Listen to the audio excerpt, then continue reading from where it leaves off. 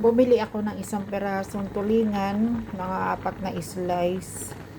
Tapos, minaksi ko siya, nilagyan ko siya ng talong. Ito yung tulingan, no. 4 na slice na ganyan. Talong at saka malunggay para sa aking hemoglobin. Kasi ang baba ng hemoglobin ng lola nyo. Minaksi ko muna siya bago ko nilagyan ng talong. Tapos nilagyan ng gata. Nilagyan ko siya ng Coco Mama.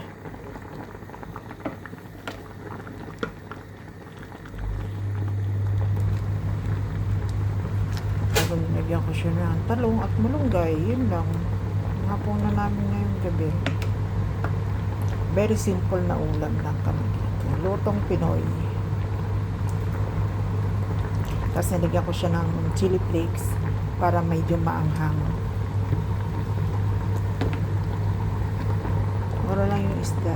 6 dirhams. 6 times 15. Normal. Yun pala. 90 pesos. Isang piraso. Oh my God. Okay, thank you for watching. Kakain na kami. Bye.